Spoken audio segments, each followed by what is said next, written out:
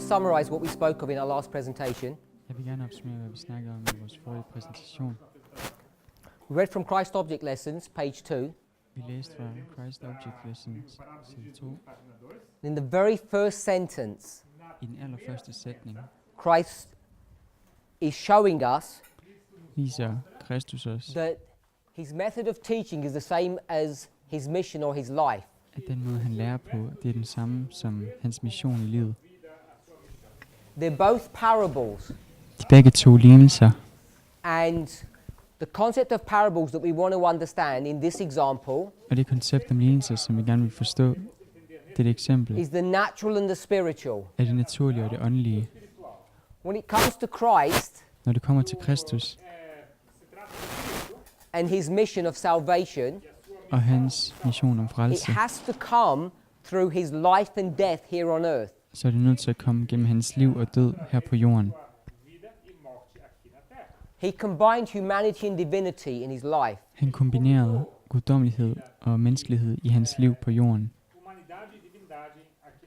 And the life that he led Og det liv, som han levede, is the same life that we are to lead. er det samme liv, som vi bør leve. And the way he taught, we're to teach the same way. Og måden, som han underviste på, skal vi undervise på. When we start considering Christ's nature, Når vi begynder at overveje Kristus natur, we have a misconception så har vi en misforståelse, when we go to the inner man, når vi går til den indre mand, the hidden man, den usynlige mand, the spiritual.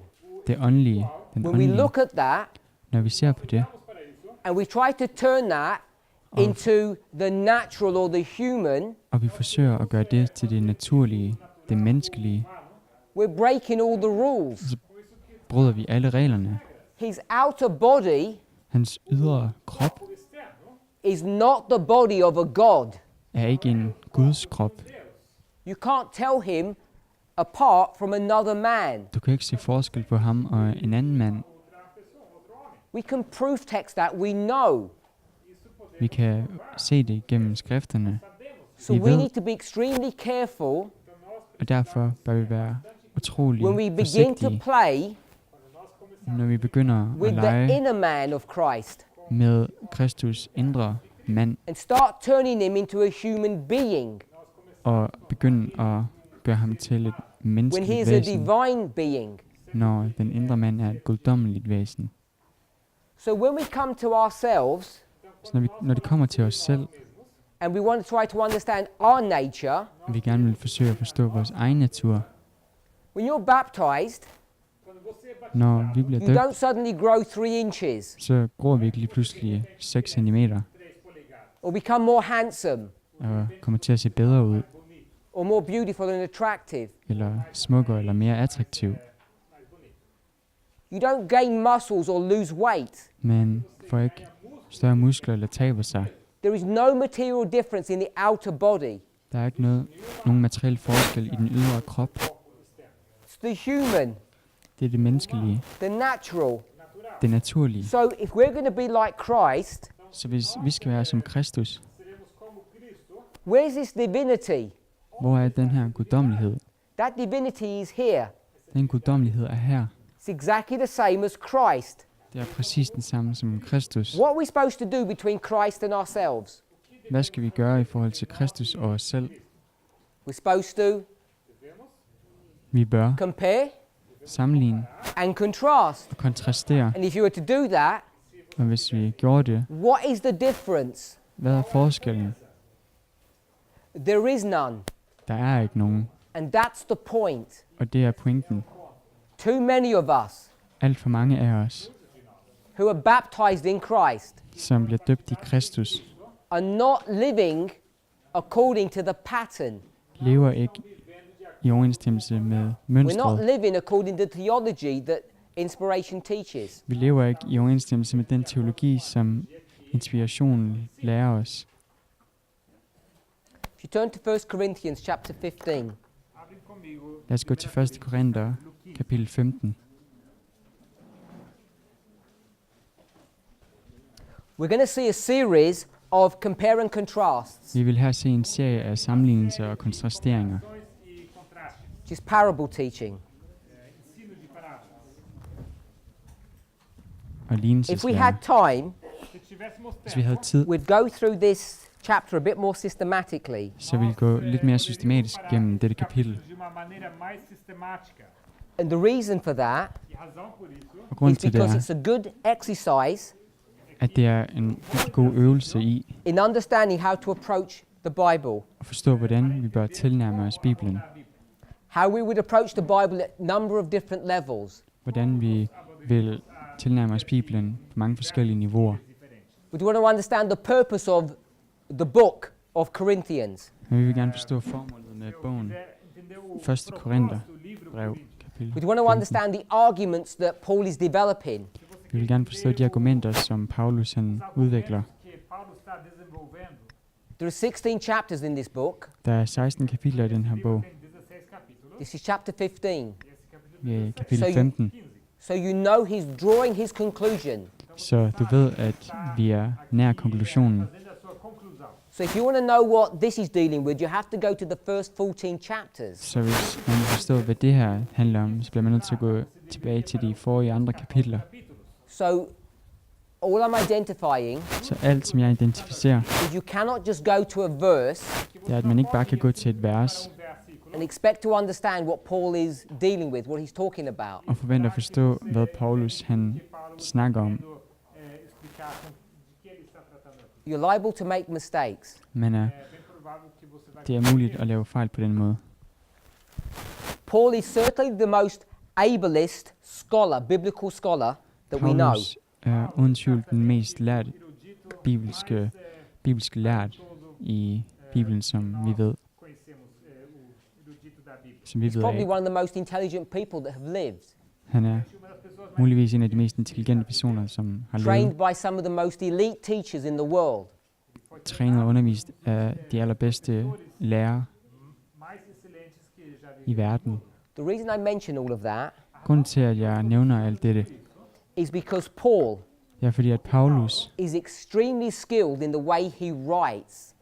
er utrolig god til den måde, han skriver på. Your position might be that God just inspired him to write this way. Din position vil måske være, at Gud blot inspirerede ham til at skrive på denne måde. inspirou para que ele escrevesse daquela maneira. I would agree, I wouldn't argue against that.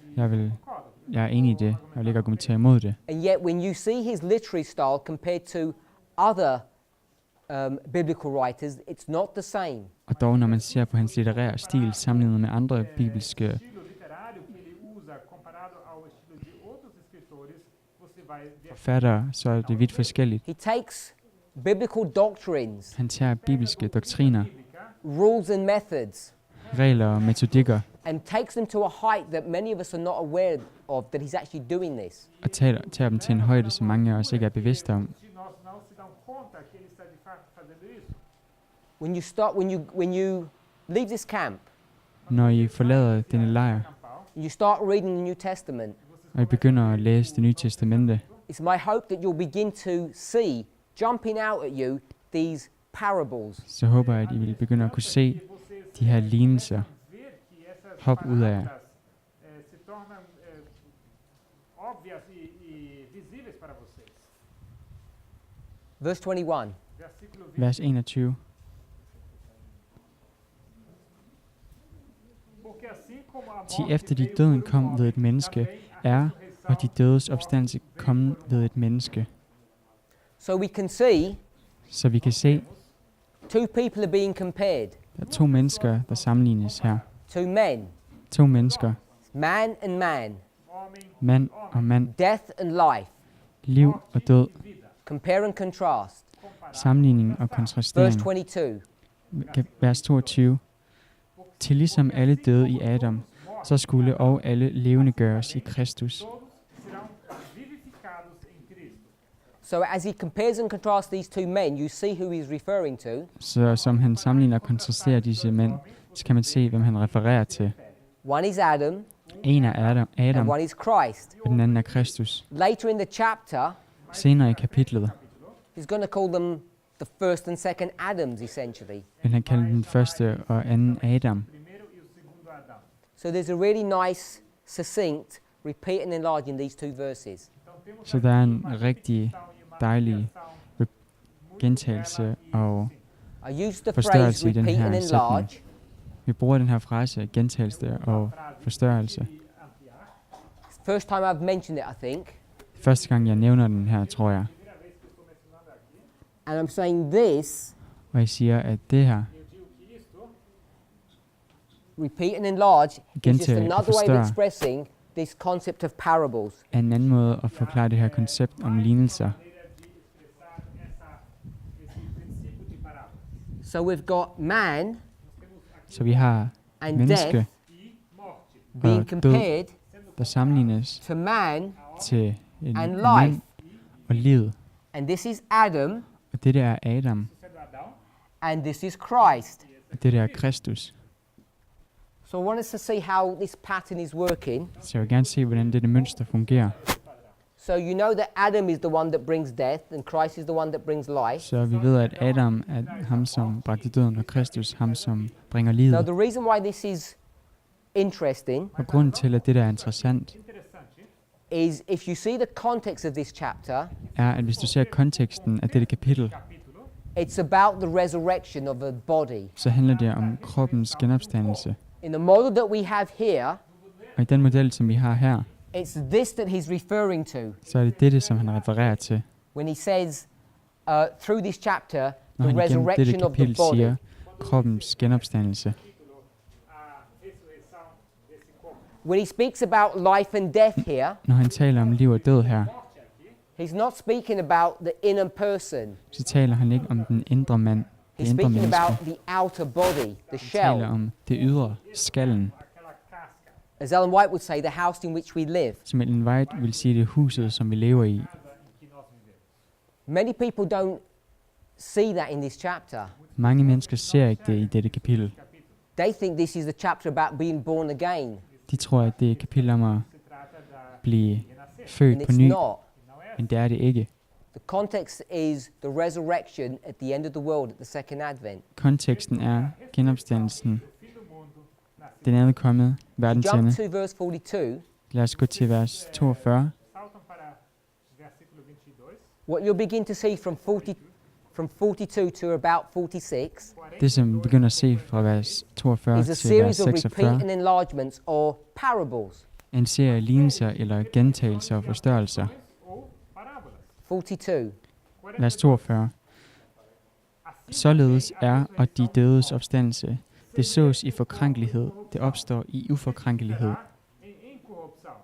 So there's a comparison between corruption and incorruption. Så der er en sammenligning mellem forkrænkelighed og uforkrænkelighed, eller Talks about the korruption. resurrection of the dead Det modsatte af korruption. Der tales om Da ressurreição dos mortos. de dødes and it opstandelse, uses the concept of sowing. og Aqui o conceito konceptet om at så So bruges it's got her. the concept of agriculture. Så det er et é o conceito landbrugskoncept. So human beings, Så som mennesker, when they die, quando eles når morrem, mennesker dør, they are sown into the ground. så bliver de sået i jorden. And what kind of bodies Plantet i go jorden. into that ground? Og hvilke former for kroppe går ned i jorden? Corrupt bodies. Forkrænkelige kroppe, And when we're resurrected, korrupte kroppe. Og når vi our genopstår, bodies are incorrupt. er vores kroppe uforkrænkelige eller 43. ukorrupte. Vers So you do the 43. same modeling, Det er den samme model, ele vai usar o mesmo modelo, but now you get two repeats in this verse. men nu kommer der 2 gentagelser repetições nesse versículo. i dette vers. Semeia-se em Der sås et sanseligt læme, der opstår et åndeligt læme. Der er et sanseligt læme, der er også et åndeligt læme. So you have dishonor and weakness Så man har e fraqueza, and dishonor, glory and weakness på power. engelsk. glória e vigor. Is kraft there any og herlighed glory på in this engelsk. life Será que Er der há nogen alguma glória herlighed i dette nessa liv, vida? according to this verse? i forhold til dette vers, som står anderledes på engelsk? My brother? Irmão, Any glory? alguma glória?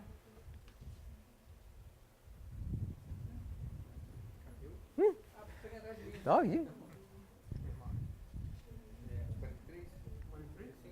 Yeah. Any glory in this life? Será que há Er der nogen herlighed i dette liv?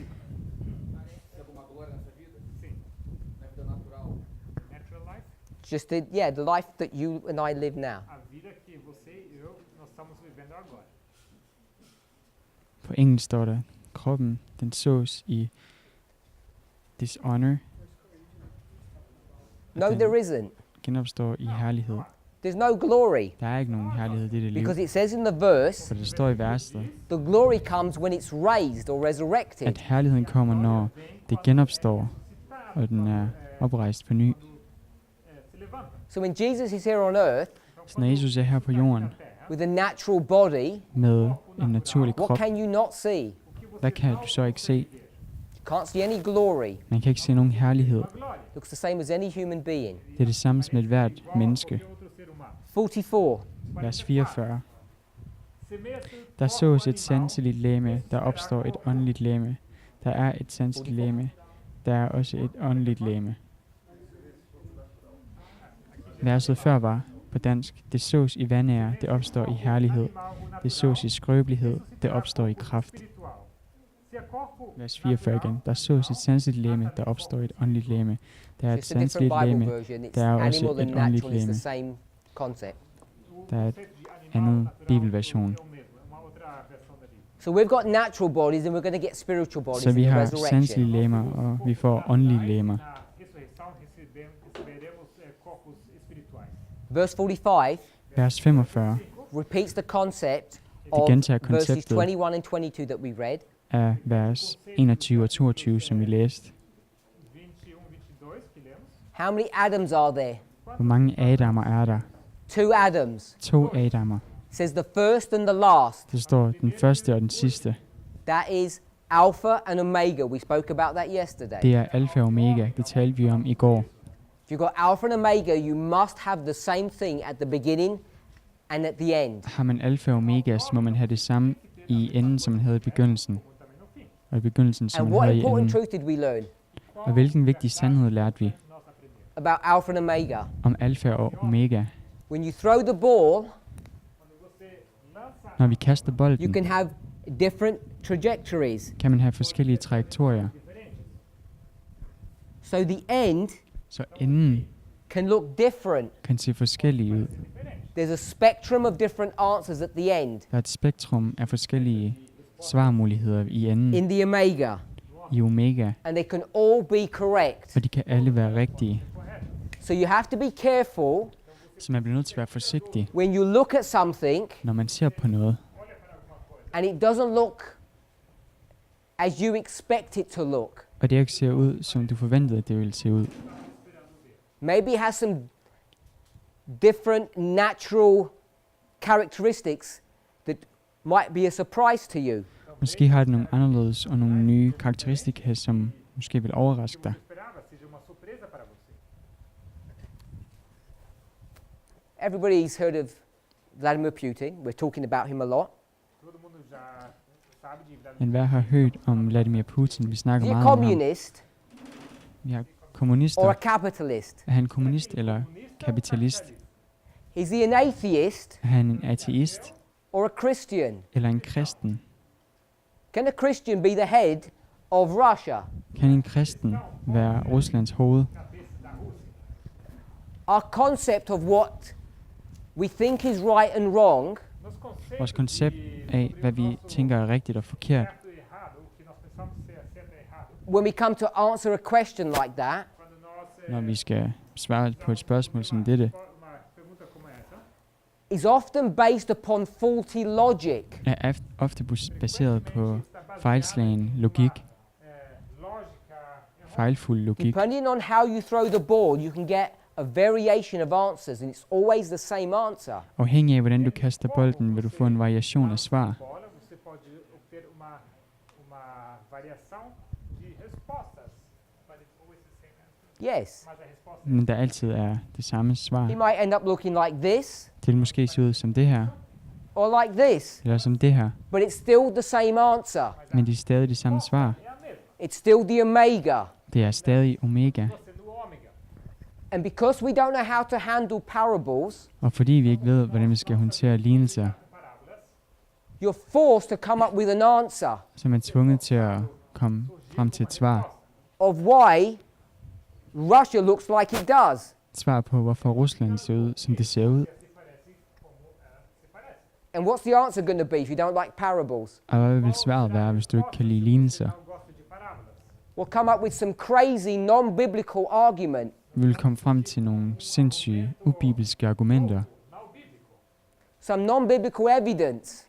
Noget ubibelske And what do we call that? beviser. Hvad kalder vi det? Called conspiracies. Konspirationsteorier. You'll be forced to come up with a conspiracy if you don't use parables. Vi vil være tvunget til at komme frem til konspirationsteorier i stedet for at bruge lignelser. Besides patterns, Udover mønstre, which we love, som vi elsker, we have another, I don't know if you'd call it a weakness or a strength. jeg ved ikke, om vi kalder det en svaghed eller en styrke. A foible, if I can say that. Weakness. Svaghed, kan vi sige. An idiosyncrasy. En That's even idiosynkroti. worse, sorry.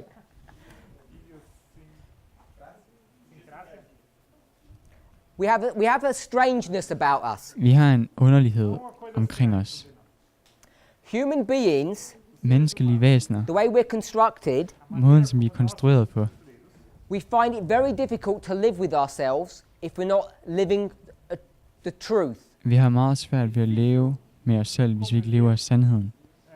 Entre nós, conosco mesmo, se nós não vivemos a verdade. You've heard of this idea.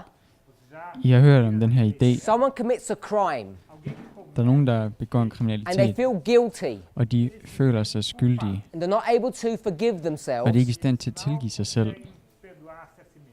and the guilt eats them up. Og skylden æder dem op. Os devora It destroys them from the inside out. Den ødelægger dig indenfra ud. These people often die at a young age. Der er ofte folk, som dør i en ung alder. idade jovem. You may have heard of people like that.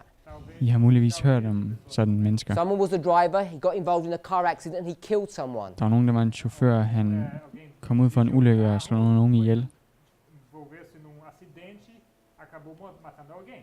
They find it very hard to deal with the guilt Og de har meget svært ved at håndtere skylden, Lidar com essa culpa, and they just never recover from that. og de kommer aldrig nogensinde tilbage fra det. But most human beings are not like that. Men de fleste menneskelige væsener er ikke som We're på den built in måde. a very robust fashion, Vi er bygget på en meget robust måde. maneira muito robusta, not just physically but mentally. Ikke kun fysisk, men også mentalt. mentalmente. And part of the protective nature of our being Og en del af vores væsens beskyttende natur, Proteção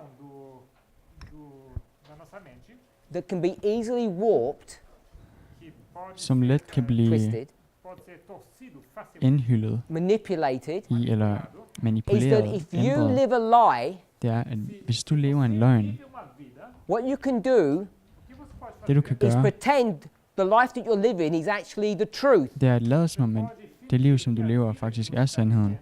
é de fato a verdade. And you can persuade yourself for so long that it's good Og du kan overbevise dig selv så længe, at det er godt, Você mesmo dizendo que é bom assim, that you actually begin to believe it.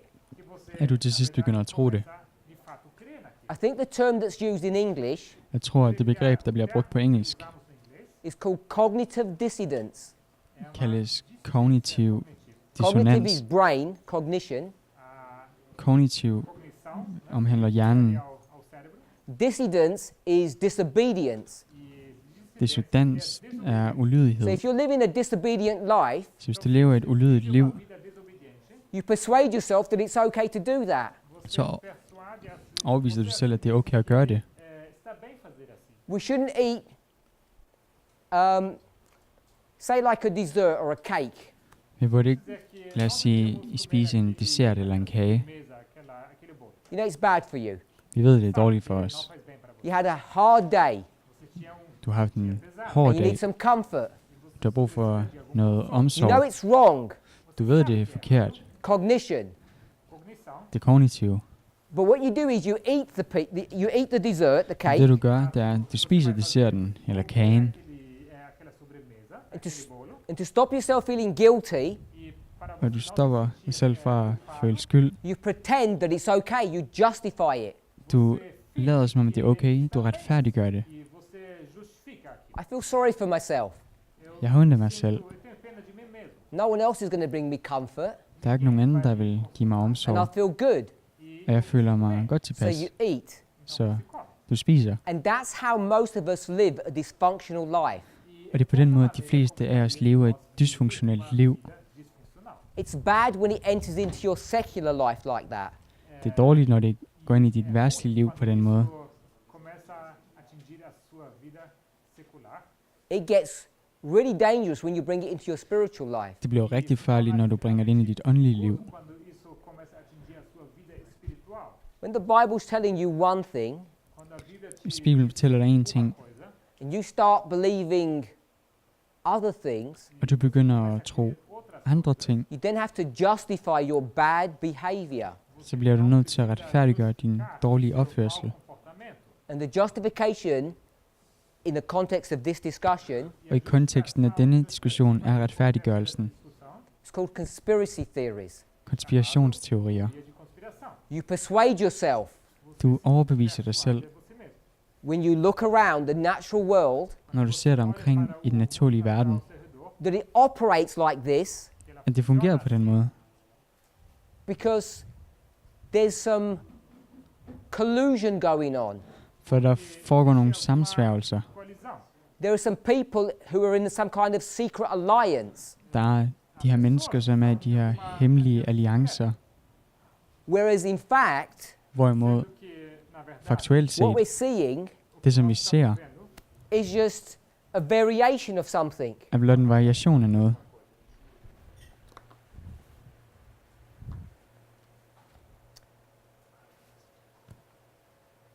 First Corinthians 15 1. Korintherbrev, kapitel 15, is a really nice chapter that helps us to conceptualize how parables work. er et rigtig godt kapitel, der hjælper os til at forstå og konceptualisere, hvordan lignelser fungerer og virker. Everything we've discussed about parables are all contained in this chapter. Alt, som vi har diskuteret om lignelser, er indeholdt i dette kapitel. You can see how Alpha and Omega is working. Man kan se, hvordan alfa og omega fungerer. funciona. They're the same man, but they're completely different. One brings death and one brings life. De er den samme mand, men på samme tidspunkt er de vidt forskellige. Den ene bringer død, den anden bringer liv. Não, traz morte. They didn't leave and land at the same point, in the same place. They're different. De levede og landede ikke på samme tid, på det samme punkt. De er forskellige. So if we threw the ball straight up, Så it'd hvis vi come all the kastede way back bolden down. lige op, og den kom samme vej ned igen. We threw it at an angle. Og her kastede vi den med en So hældning. this one brought death, Den her, den bragte død. this brought life. Den har bragt liv. There are differences, but they're the same. Der er forskelligheder, men de er det samme. Just trying to let us conceptualize it through this parabola. Vi prøver at forstå det gennem den her illustration. The reason why this is a nice chapter Grunden til, at det der er et godt kapitel, Isso aqui capítulo bem interessante. is that all of it is predicated upon one fact. er, at alt det der er ophængt på et faktum. It's the death and resurrection of Jesus. Det er Jesus død og genopstandelse. That's how you know we're going to be resurrected at the end of the world. Det Because er Jesus på den måde, was. du ved, at du vil blive at der vil være en genopstandelse ved verdens ende, fordi Jesus han genopstod. Hopefully we are all familiar with that. Jeg håber, vi alle er bekendt med det.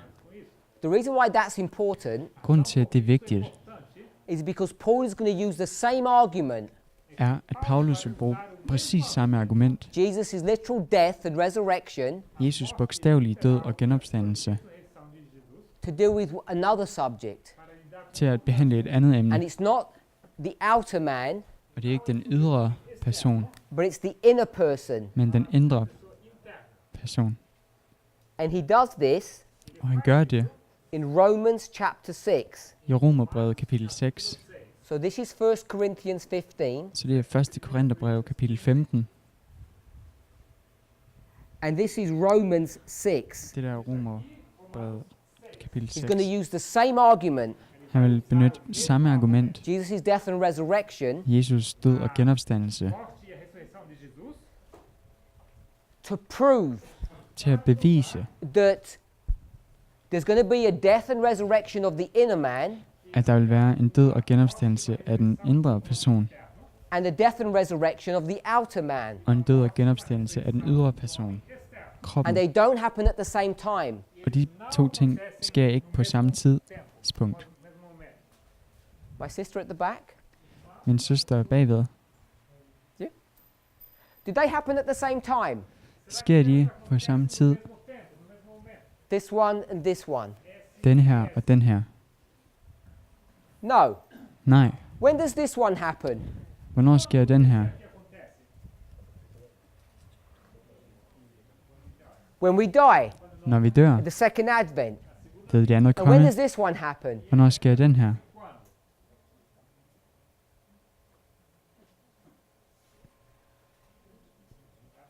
At baptism. Ved Romans dåben. 6 is all about baptism. Romerbrevet kapitel 6 handler om The dåben. comparison of being buried in the water is Sammenligningen, death. sammenligningen med at blive begravet i vandet med døden.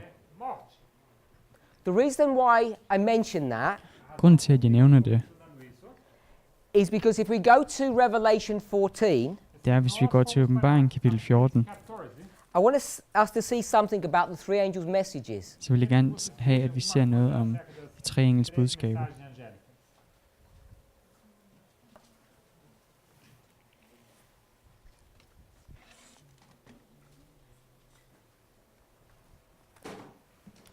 Verse 6 Vers 6 talks about an angel coming that has the everlasting gospel. taler om en engel komme, som havde det evige evangelium. Do we all agree that Jesus' mission was the gospel? We said that. Er vi alle enige om, at Jesus' mission, det var evangeliet? So this is the everlasting gospel. Så det der er det evige evangelium. Can we agree with that? Er vi enige om det? Hopefully we can, Jeg håber, vi kan være enige, because we already agreed to that earlier. for vi var enige om det tidligere. So parables Så lignelser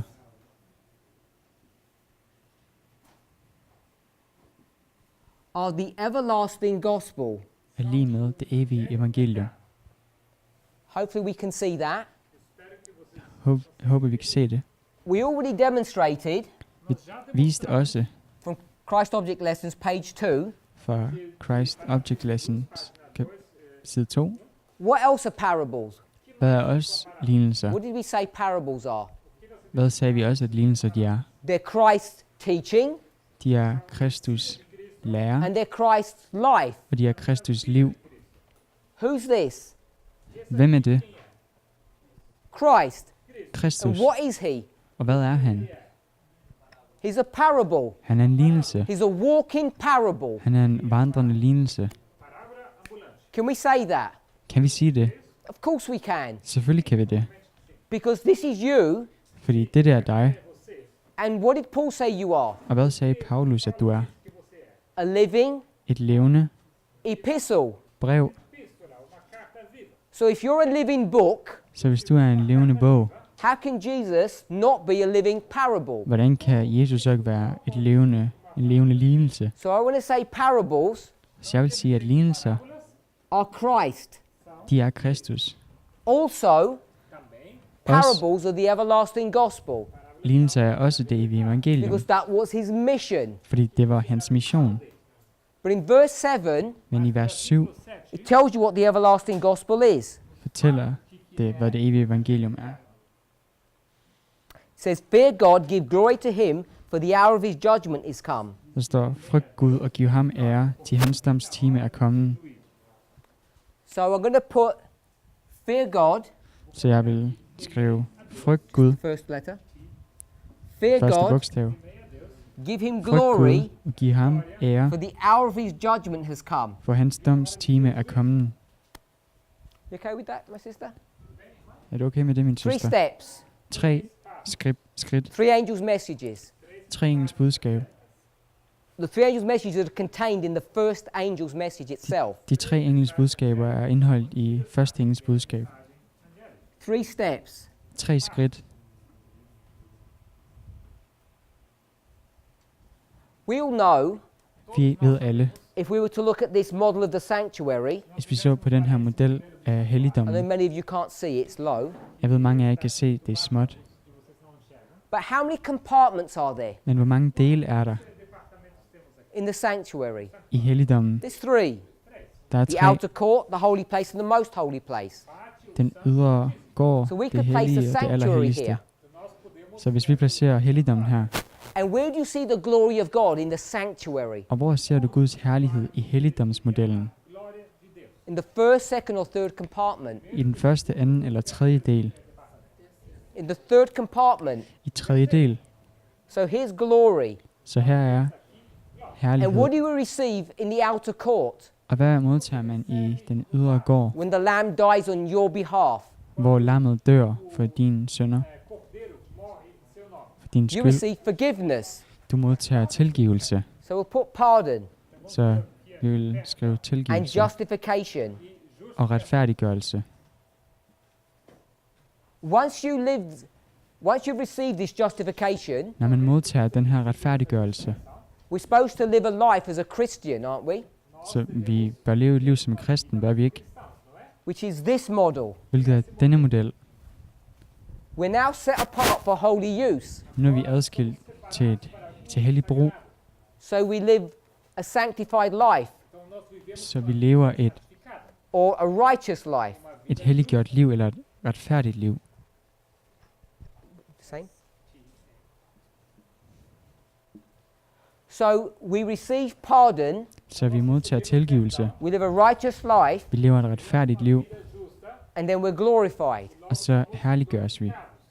So when we start thinking about the three angels' messages, Så når vi tænker på de 3 engels budskaber, mensagens angélicas, we mustn't be restrictive in the use of them. så må vi ikke være begrænset i vores brug af disse budskaber. People ask, Folk spørger, how comes we get these three angels' messages and put them everywhere? hvordan er det, at vi tager de her 3 engels budskaber og placerer dem alle vegne, alle steder? Like Over in det the hele. story of Moses or Noah. For eksempel i Moses liv eller i historien om I want Noah. to suggest, Så jeg vil gerne foreslå, if you go to Revelation 14, verse 6, hvis man går til åbenbaringen kapitel 14, vers 6, talks about the everlasting gospel, hvor det taler om det evige evangelium, we know that's the three angels' messages, så ved vi, at det er de 3 engels budskaber. but we see that same gospel message in Genesis, Men vi ser det samme evangeliums budskab i 1. Mosebog, chapter 3, verse 15. kapitel 3, vers 15. And the gospel there Og evangeliet der talks about hatred against sin. taler om had mod synd, contra o pecado. I think we can fjendskab all mod synd. appreciate that. Det tror vi alle ved og sætter pris Ellen på. White, in fact, tells us that they're the same gospel. Faktisk fortæller Ellen White os, at det er det samme evangelium. So this is part of the license that we have Så det er en del af den licens og tilladelse, som vi to har, start taking the three angels' messages and applying them in different contexts, in different situations. til at tage dem og anvende dem i forskellige situationer og kontekster. So hopefully you can see it here, Så jeg håber, at I kan se det her, that using the everlasting gospel, the three angels' messages, at ved at bruge det evige evangelium, de 3 engels budskaber, we can explain så kan vi forklare the process and the nature of salvation. frelsesnaturen og processen bag We have frelse. glorification here at the second step. Vi har herliggørelse her ved det andet skridt. We also have glorification here at the third step. Vi har også herliggørelse her i det tredje skridt. The model that we have here Modellen, som vi har her, is the very model we read er den model, som vi læste om in 1 Corinthians 15 i 1. Korintherbrev, kapitel 15, and the one we didn't read in Romans og den, 6. som vi ikke læste om i Romerbrevet, kapitel 6. If I call this glorification step 1 and glorification step 2, Hvis jeg kalder dette herlighedsgørelse skridt 1 og herliggørelse skridt 2, we all agreed vi er alle enige om, that there's no glory today on the outer body. at der ikke er nogen herlighed om den, hvad angår den ydre krop i Read dag. that in 1 Corinthians 15. Det lærte vi om i 1. Korintherbrev, kapitel 15. So the everlasting gospel is teaching us Så det evige evangelium, det lærer os, that this glory here, at denne herlighed her, the glory in the most holy place, herligheden i det allerhelligste, is going to bring us to the second advent. vil bringe os til det andet komme. in the future. i fremtiden. But presently, Men nu, at baptism, ved dåben, we were supposed to have divinity. så bør vi have guddommelighed. And that's the glory of God, Og det er Guds herlighed, which is right here. som er lige her. Glory 1 today and glory 2 tomorrow. Herlighed 1 i dag, og herlighed 2 i morgen. So when we start talking about the everlasting gospel in 3 steps, the 3 angels' messages, Så når vi begynder at tale om det evige evangelium og de tre engels budskaber i 3 skridt, it's a lot more significant than just going to the line of Moses or the Millerites. er det meget mere betydningsfuldt end blot at gå til Moses linje eller Milleritternes linje. These angels are pervasive. They are everywhere. Disse engle er alt gennemtrængende. De er alle vegne, alle steder. Which is what you would expect, wouldn't it? Hvilket er, hvad man vil forvente, er det ikke Because det? it's using all the modeling of parables. Fordi det bruger alle de her modeller fra Without lignelser parables, af. you can't even understand what these angels are doing and how they're functioning. Uden lignelser kan man slet ikke forstå, hvad de her engle de gør og hvordan de fungerer. Fazem e como eles funcionam.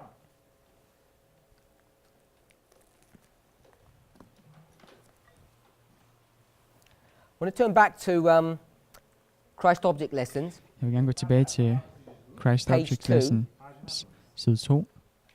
We've already identified Jeg har allerede that identificeret, parables at lignelser are Christ. er Kristus. They're the everlasting gospel. De er det evige evangelium. We're in paragraph 1. Jeg er i paragraf 1. We read the first 2 sentences. Vi har læst de første 2 sætninger. I want us to see what Ellen White's going to do now. Jeg vil gerne have, at vi ser, hvad Ellen White nu vil gøre. She says divinity was revealed in humanity. Hun skriver, guddommelighed blev åbenbaret i menneskelighed.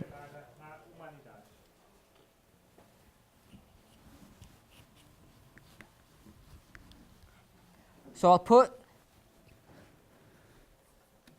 the divine Så jeg vil skrive det and the guddommelige human. og det menneskelige. Do the next phrase. Og den næste sætning. The invisible glory in the visible human form. Den usynlige herlighed i den synlige menneskelige form. Remember we said, Husk, at vi sagde, there's the glory. her er herligheden. It's invisible because it's on the inside. Den er usynlig, fordi den er indeni. So there's glory, Så der er and herlighed. on this side, Og på denne side, what is there? hvad er der? It says the human form. Den menneskelige form. Humanidade. So how do you know if someone's a Christian? Så hvordan ved du, at nogen er en kristen? How do you know that Jesus is the Messiah? Hvordan ved man, at Kristus er Messias? Jesus é o Messias. Because you see signs on the outside. Fordi du ser tegn udenpå. You see his human form, Fordi man ser hans menneskelige form. and the invisible glory is revealed through that human form. Og den usynlige herlighed åbenbares gennem den synlige menneskelige form. Através dessa forma. Men could learn the unknown through the known. Mennesker kunne lære om det kendte, om det ukendte gennem det kendte. Unknown? Det ukendte. CONHECIDO.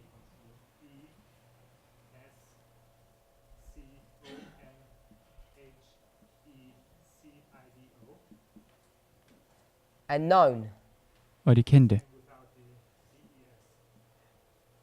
Oh, without it.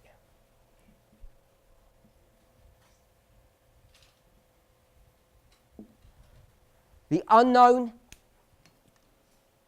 you learn through the known. Det ukendte lærer vi om det kendte. Fra det kendte. Heavenly things were revealed through the earthly. Himmelske ting blev åbenbaret gennem det verdslige. Reveladas pelas terrenas.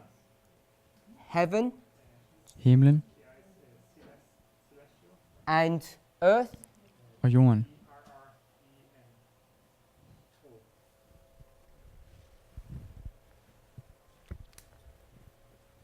God was manifest in the likeness of men. Gud blev åbenbaret i menneskers So there's lighed. God here, Så vi har Gud her. and what's here? Og hvad har vi her?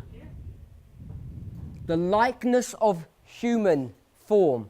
A i menneskers lighed. So when we say that Jesus came in the likeness of sinful flesh, Så når vi siger, at Jesus kom i syndefuldt kød og blod, what flesh is that?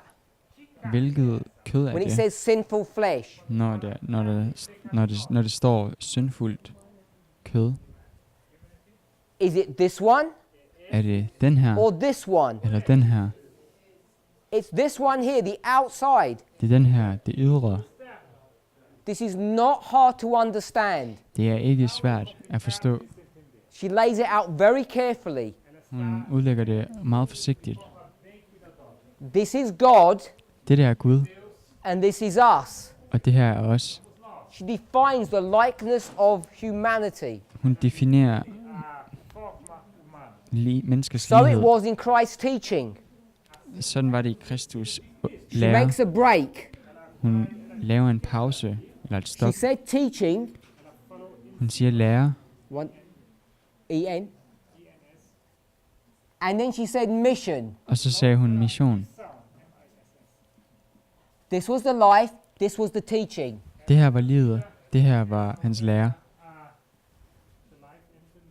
Yes. Okay, so the teaching and the life. Så læren her og What's all this that she's just spoken about? These missionen four derovre. rows. Hvad er de her ting, som hun taler om? De 4 rækker. This is the mission. Det er missionen. Now she's going to talk about the teaching. Nu vil hun tale om læren. The unknown was illustrated by the known. Det ukendte blev illustreret gennem det kendte. I want us to see it's the same as this one. Jeg vil gerne have, at vi ser, at det er det samme som den her. But this one Men den her is not his life. er ikke hans liv. This is his teaching. Det er hans lære. And it's the same methodology. Og det er den samme metodik. Divine truths by earthly things. Guddommelige sandheder gennem verdslige og jordlige ting. So here's divinity Så her har vi guddommelighed by earthly things. gennem verdslige ting.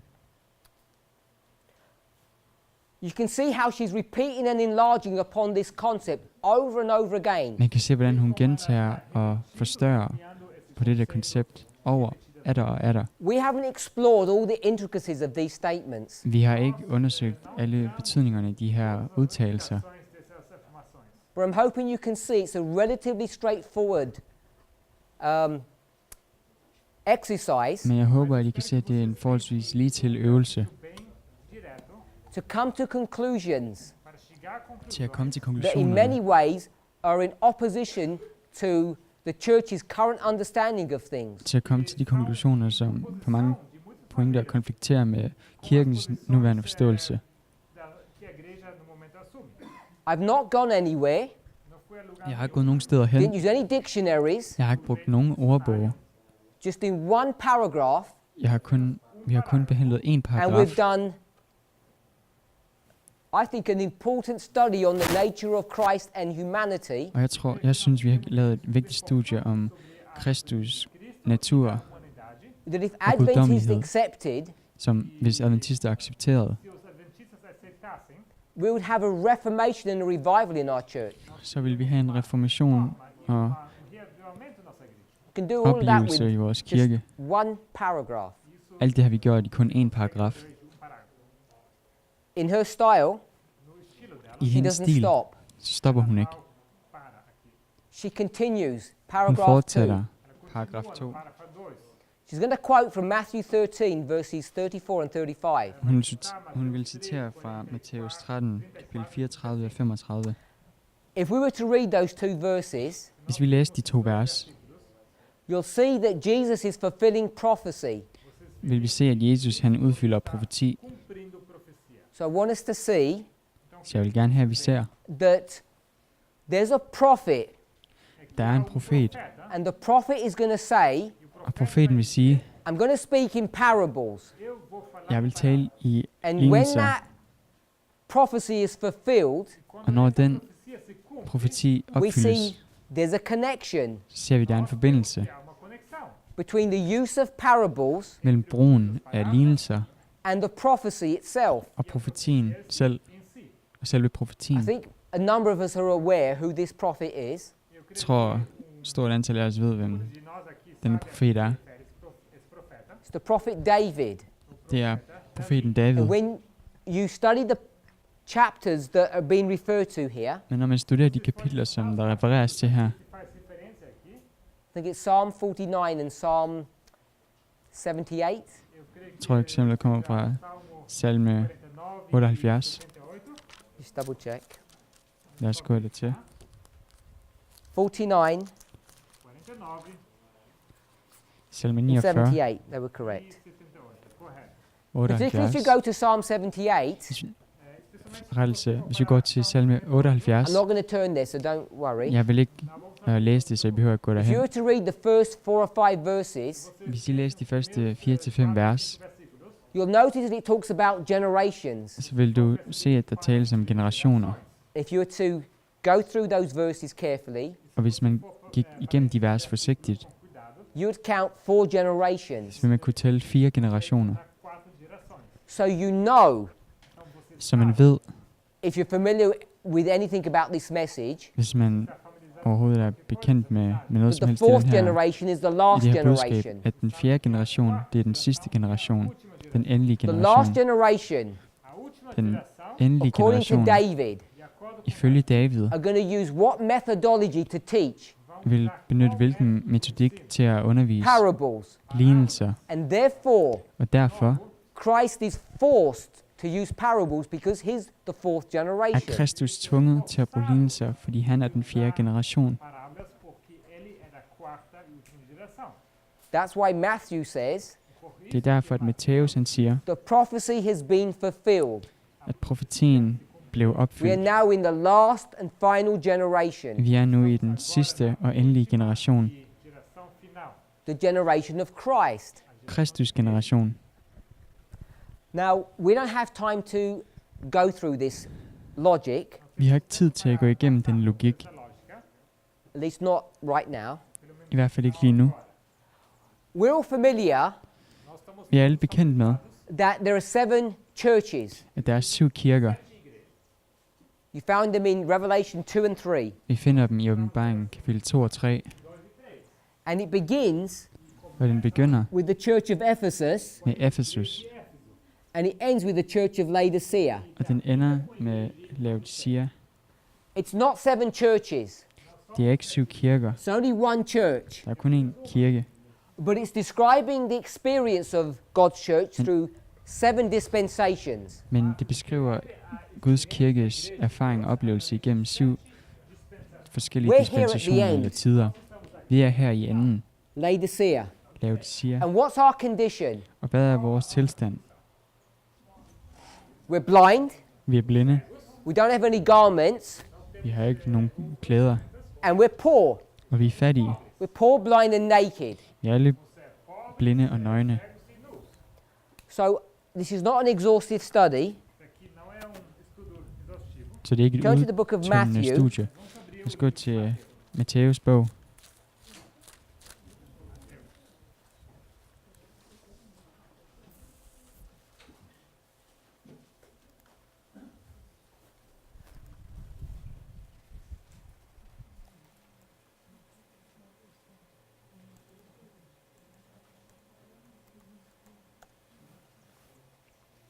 You go to Matthew chapter 15, verse 14. Gå til Matthæus kapitel 15, vers 14.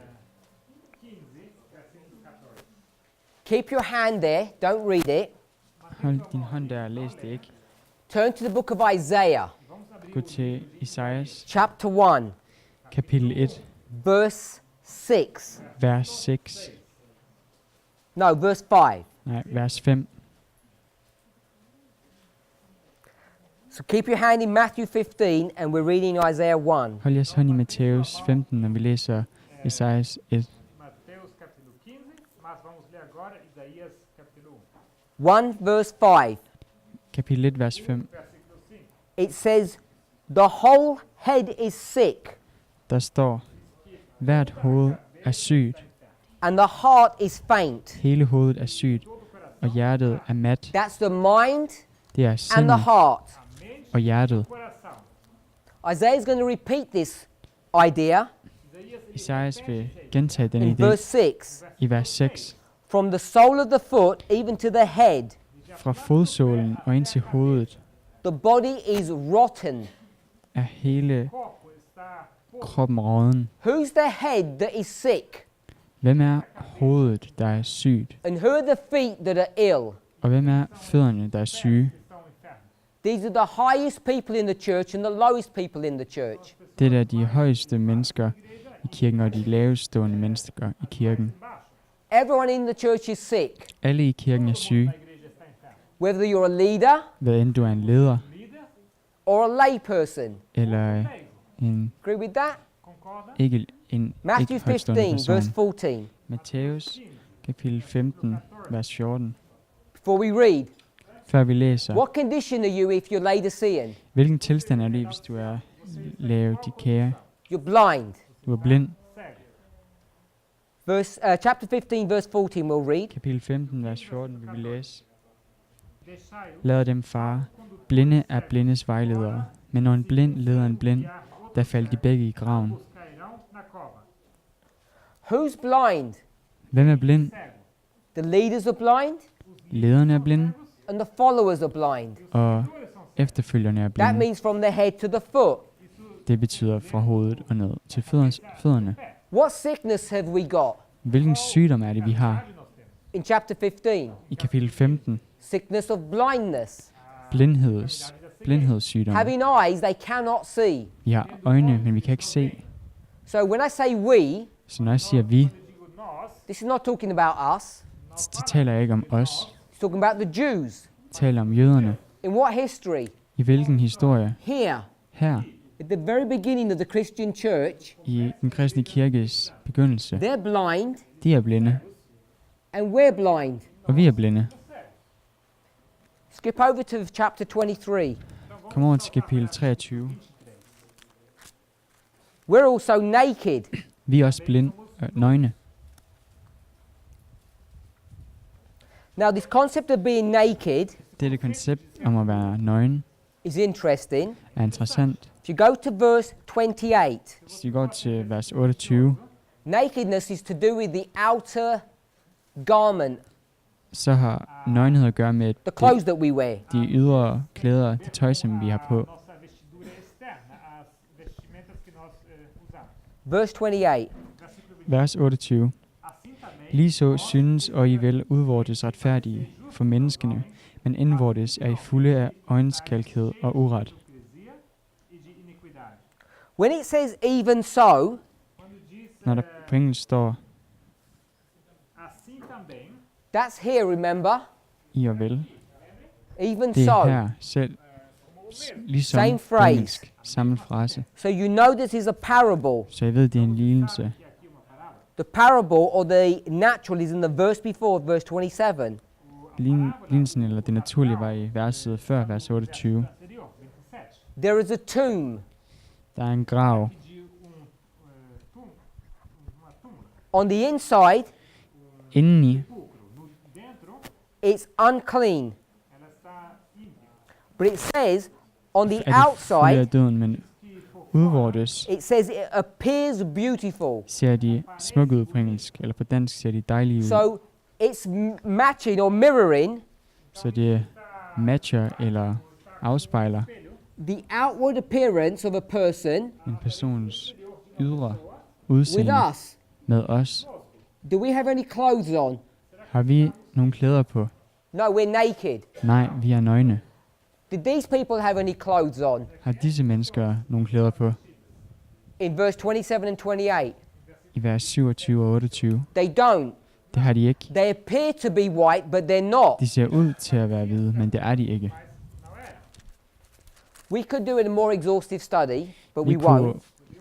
studere det her mere indgående, men vi vil ikke gøre det. Hopefully we can see Jeg håber, vi kan se, the condition of God's church at the beginning here at Guds folk, Guds kirkes tilstand her i begyndelsen, is the same as it is at the end. er den samme, som den er i enden. That's a repeat and enlarge. Det er en gentagelse og en forstørrelse. Compare and contrast. Sammenligning og Alpha and kontrastering. Omega. Alfa og omega. But there's an interesting thing here Men der er en interessant ting her, because there are two groups in the church, aren't there? for der er to grupper i kirken, er der ikke det? There's Christ and his disciples, Der er Kristus og hans disciple, and these people he's speaking to. og de her mennesker, som han taler til. Verse 23, the scribes and the Pharisees. Vers 23, skriftkloge og farisæerne. That's the leaders of the church. Det er kirkens ledere. So he's saying the leaders of the church are in what condition? Så han siger, at kirkens ledere er i hvilken tilstand? They're blind and they're naked. De er blinde og de er nøgne. So what condition is the church in the time of Christ? Så hvilken tilstand er kirken i Kristus tid? They're Laodicean. De er laodikenser. So if they're Laodicean, who is Hvis Ephesus? de er laodikenser, hvem er Efesus så? This is John the Baptist Det er Johannes Døberen and Christ og Kristus and the disciples. og disciplene. That's Ephesus. Det er Efesus. The Efesus. vast majority of those Jews are Laodicea. Størstedelen af de jøder, de er laodikenser. If you come to Revelation 3 Hvis du kommer til åbenbaring 3, and you're dealing with a Laodicean church at the end of the world, og du har at gøre med en laodikensisk kirke the ved last verdens ende, church, no more churches den afterwards, sidste kirke, der er ikke flere kirker efter den, you're coming to the end of the world, aren't you? så er du kommet til verdens ende, er du ikke det?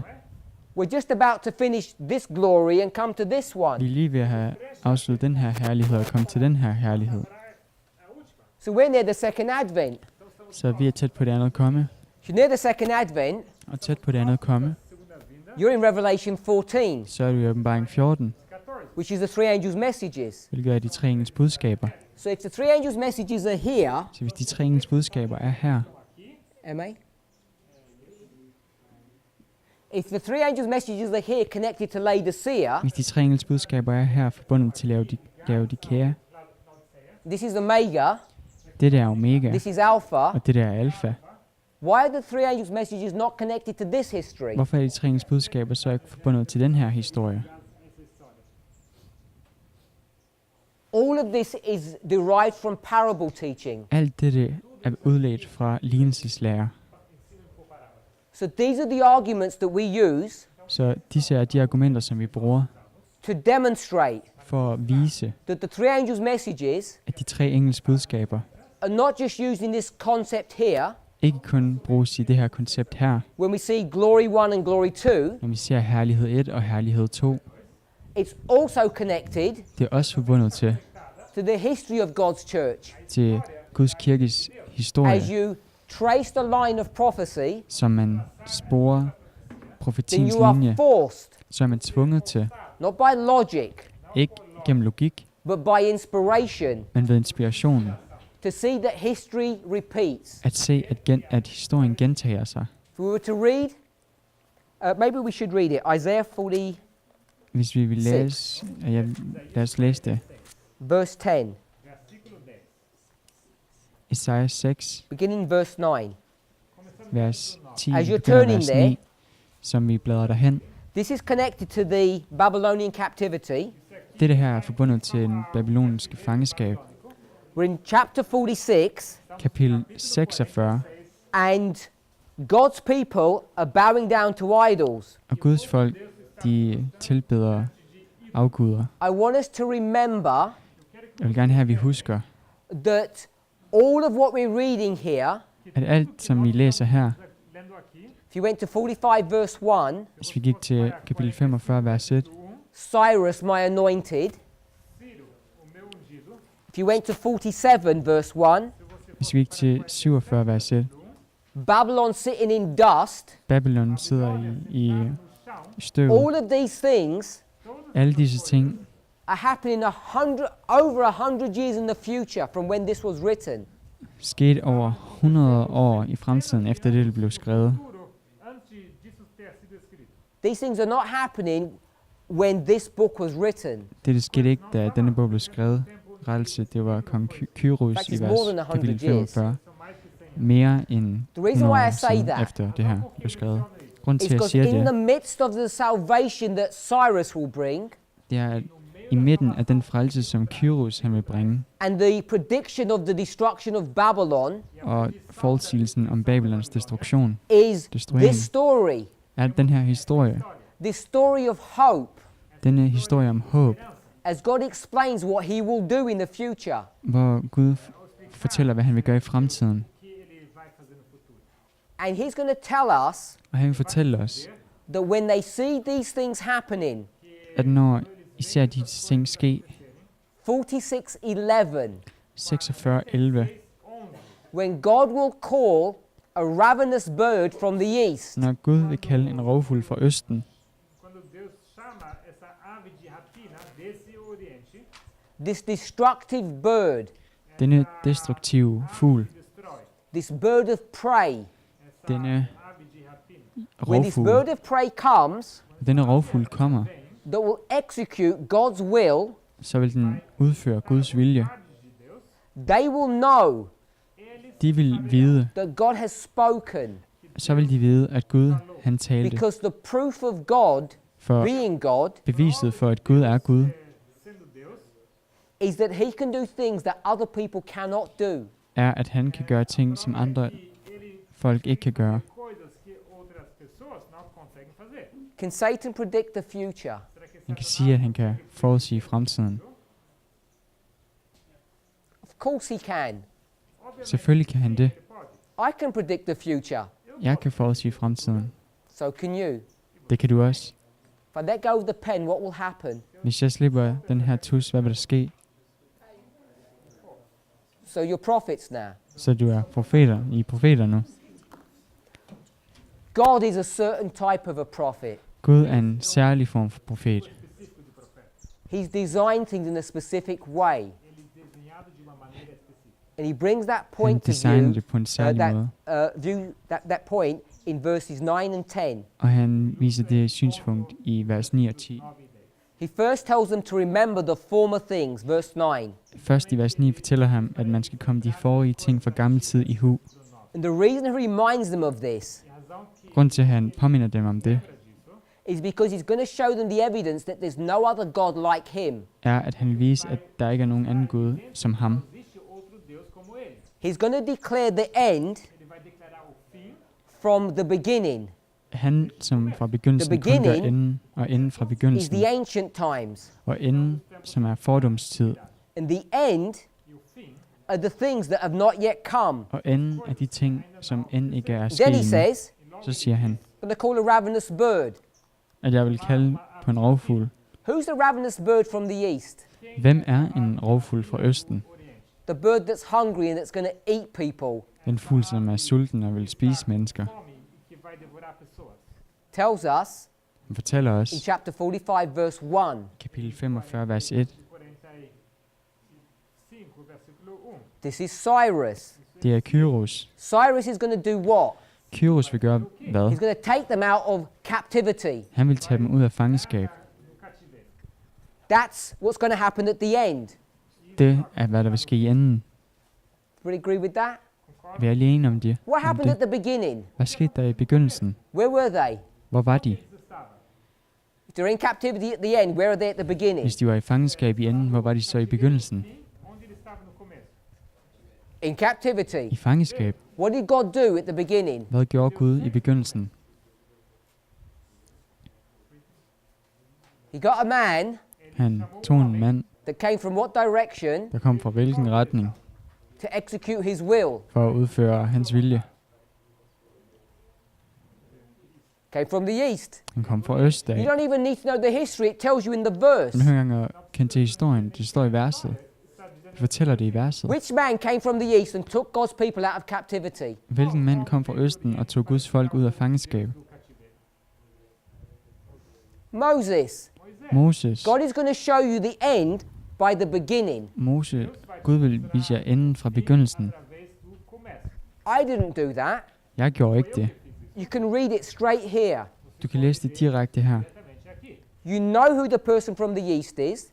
Du ved, hvem personen fra øst er. And he says, this looks identical to what I did at the first time. Og han siger, at det ser identisk ud, som det jeg gjorde første gang. Idêntico com aquilo que eu fiz na primeira vez. The first time, Første gang, is the beginning. er begyndelsen. How do we know? Hvordan ved vi det? What word did it use for beginning? Hvilket ord benyttede han for begyndelsen? Ancient. Antiguidade. It says the beginning, ancient. It's repeated and Fordomsting enlarged. i hud. De começo e Han siger fordomstid, det er en I'm not sure if gentagelse og Sister Tess is forstørrelse. going to repeat this, Jeg ved ikke, om Søster Tess vil gentage dette, but she's already mentioned it men hun har allerede nævnt det in class. nas aulas. i klassen. Who is Antigonus? Hvem er Antigonus? He's the what? Han er hvad? He's like the ancestor or the ancient one. Hans navn betyder, at han er ligesom den forrige, ligesom hans beginning. forfader, ligesom begyndelsen. Det betyder We can Antigonus navn. take this concept and apply it at different levels. Vi kan tage det her koncept og anvende det på flere forskellige niveauer.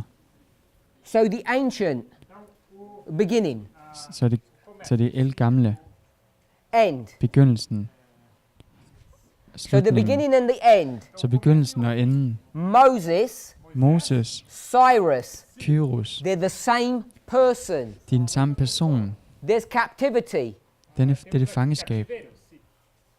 Captivity. They Fangeskab. both come from the east. De kom begge fra østen af.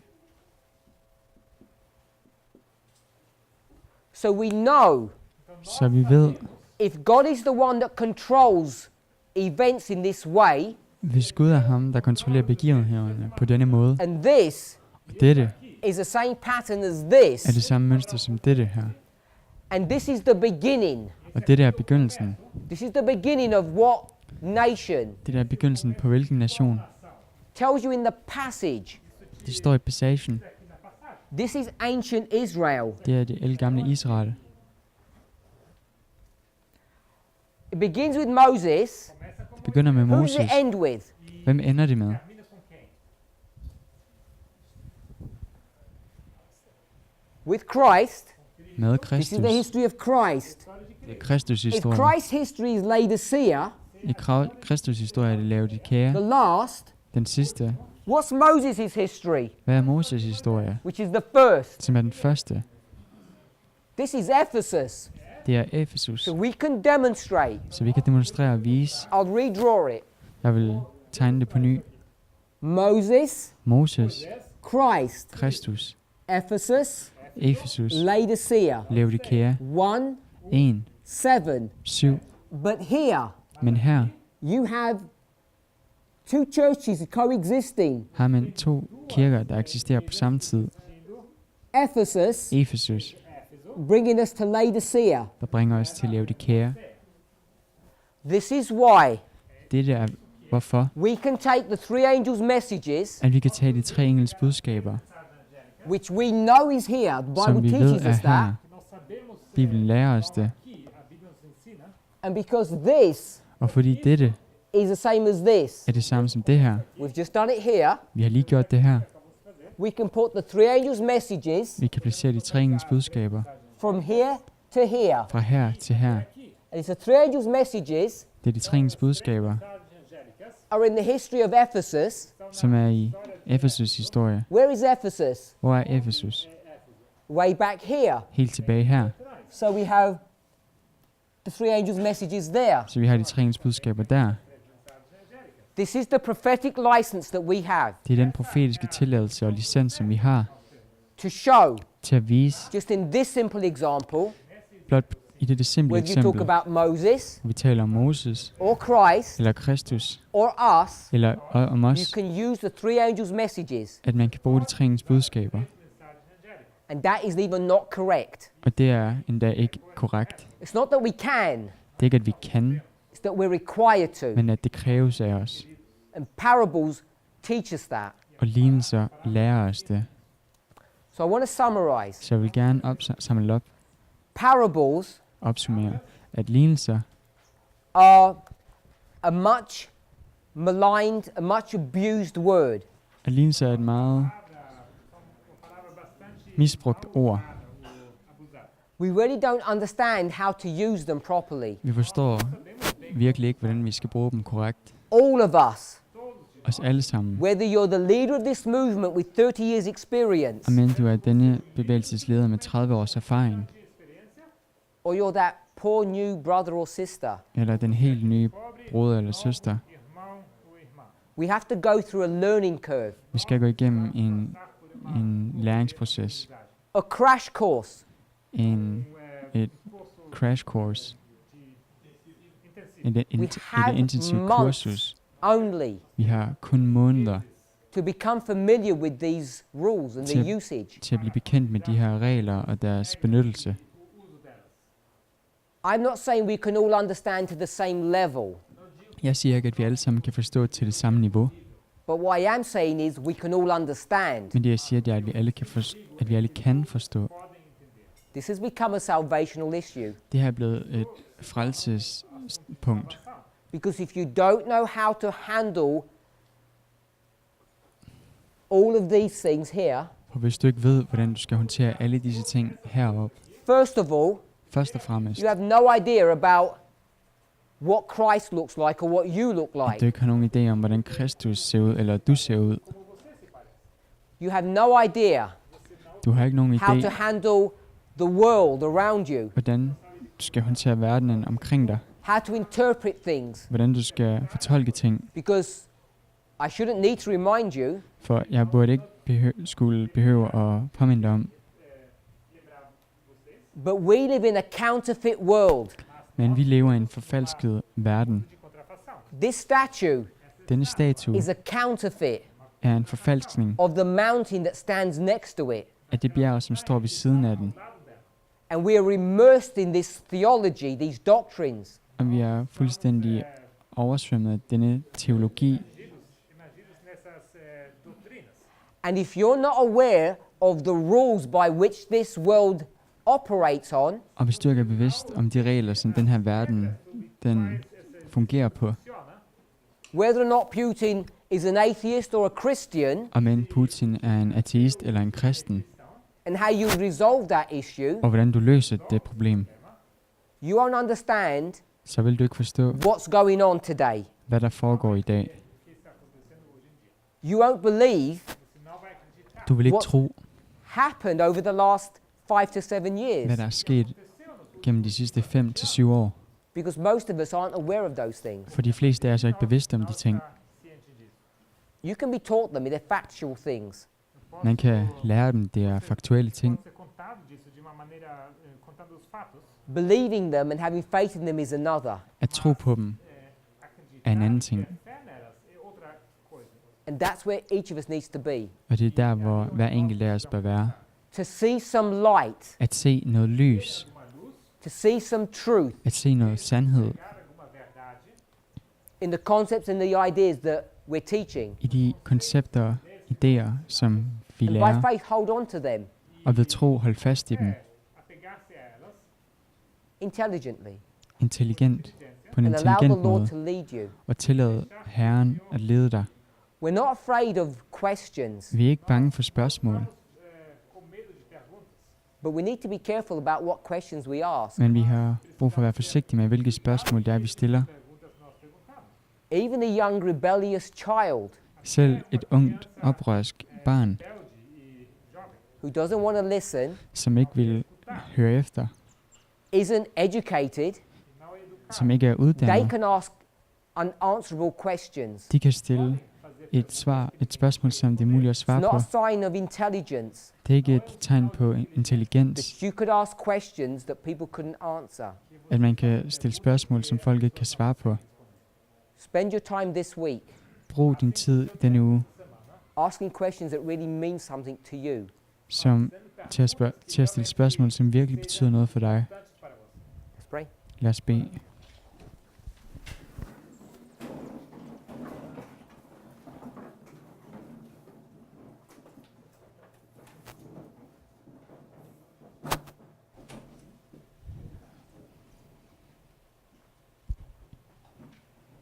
Heavenly Father, we thank you. Himmelske Far, vi takker dig. We want to ask and pray for a blessing upon us Jeg vil gerne spørge og bede om en velsignelse over os, as we meditate upon your glory. som vi mediterer over din herlighed.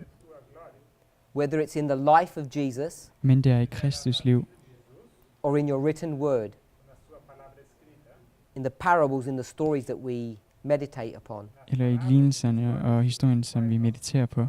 Help us to be changed Hjælp os til at være forandret from glory to glory. fra herlighed til herlighed. We pray in Jesus' name. Det beder vi i Jesu navn. Amen. Amen.